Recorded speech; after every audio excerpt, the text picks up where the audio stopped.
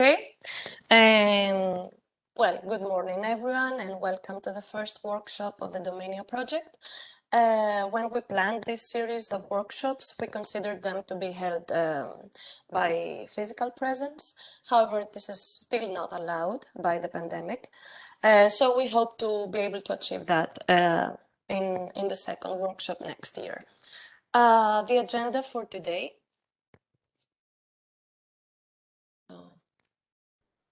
Yes, the agenda for today includes 3 different sessions. The first one includes 3 talks by invited speakers, experts in thermoplastics, digital manufacturing and additive manufacturing. And then we will have the DOMMINIO results presented by the DOMMINIO partners.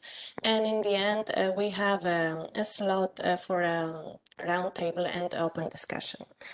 I do not want to spend more of our time, so I will give the floor to Pablo Romero, the DOMMINIO coordinator from AIMEN, who will give more details on the workshop's objectives. But before this, I would like to recommend to have your audio and video off throughout the workshop, unless you would like to speak, of course. And any questions may be posed either by using the raise hand button or by writing in the chat. Pablo, the floor is yours. Thank you very much, Mirto. Do you hear me well? Yes, perfect. Okay, great, thanks. Well, first of all, thank you very much, all of you, for attending this event. This is the first public workshop for DOMMINIO project, and well, this project started this year in January. So we have some preliminary results, and it's great that you are here to hear some of them.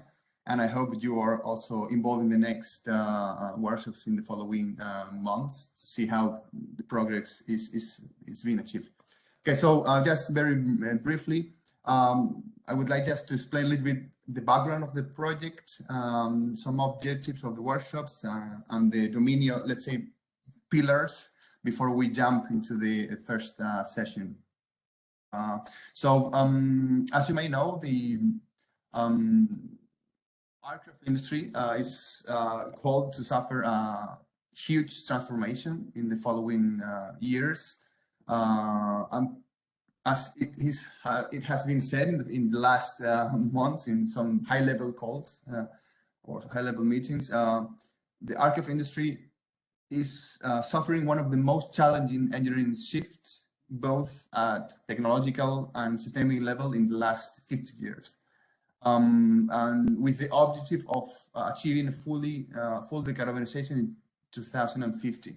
So this can be actually a challenge as big as the one that represented to develop all the aircraft industry that we have today in the last 80 years. So in order to fully achieve this decarbonization in 2050, several major achievements should be accomplished in very, very short term, actually. So just in order to give some drivers, digitization, for example, is one of the major enablers for achieving this shift, let's say this paradigm, by allowing the integration of the value chain and development of the so-called digital aircraft. So the digital tools will enable very much to not just integrate manufacturers, stakeholders, all tiers, but also to really optimize manufacturing in the factory floor. So we will have the opportunity to listen some words about this. Second bullet point would be new materials and manufacturing solutions. Those are solutions to enable a more sustainable manufacturing scheme and enabling, for example, a life cycle extension by enabling, for example, repair, easily disassembly, or also recycling. So we are also thinking about thermoplastics for them are providing very let's say, enhanced possibilities for repair and recycling, right?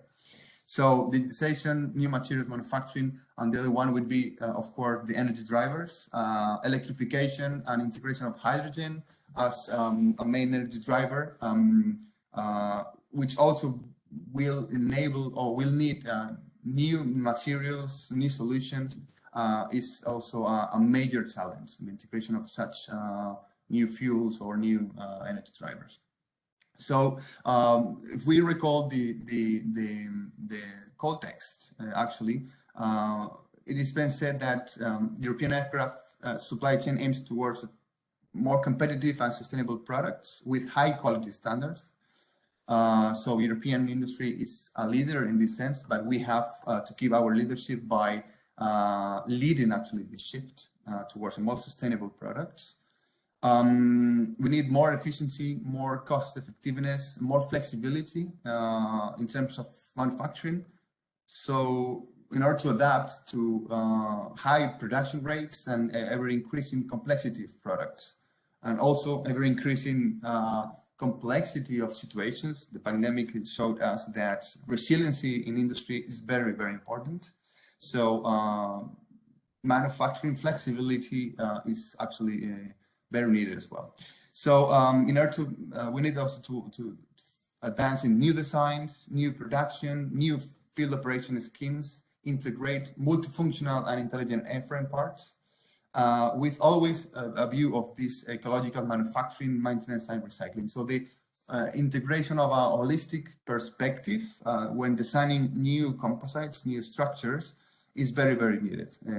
So in this background or this framework, DOMMINIO would like to develop new solutions, and we can highlight, let's say, 5 pillars. Okay, so the first one would be the robotized technologies and new materials. So DOMMINIO will focus on automated tape laying and fused filament fabrication as highly flexible manufacturing schemes for thermoplastics. So we have mainly 4 partners here working: IPC, Tortec Nano, NTUA, and AIMEN.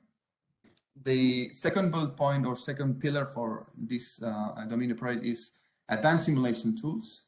So we firmly believe that when we are coming up with new designs of next generation aircraft systems or structures, we really need to simulate not just their performance, but also their manufacturing. So DOMMINIO would like also to, or is developing simulation tools for in situ consolidation and for fused filament fabrication. So we have there NSAM, ESI, and IRIS mostly dedicated for simulation of the manufacturing processes with a holistic perspective in the life cycle, let's say.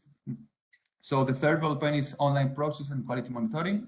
So I mentioned before that process optimization is really important, and process adaptability as well, in order to come up with zero defect manufacturing schemes. So we are developing in DOMMINIO new infrared systems with closed loop controls strategies for laser heating for the city consolidation, and also integrating inline monitoring and quality control with ultrasonic air cable systems by Dassel. So the fourth bullet point where DOMMINIO is contributing is in the throttle head monitoring systems. So one of the new materials that we are developing is a carbon-based or carbon nanotube-based sensor for throttle head monitoring, which will be embedded. So this will give us the opportunity to monitor real-time the throttle health of systems all across the 30 years of service. So not just we are developing the sensor, but also the digital twin that is able to do the correct interpretation of such signals. So IMDEA materials and INCAS are working in these developments. And we have the 2 representative end users, Aciturri and VA, that are proposing the industrial framework for the validation of our concepts. And finally, of course, EASN is developing or in charge of dissemination and communication actions, and is responsible for the organization of this event. So I don't want to spend much more time on this. This is a brief overview that I wanted to give to you about why DOMMINIO is was funded, what are our main objectives. And yeah, I will give the floor to Mirto on the first session of stakeholder talks.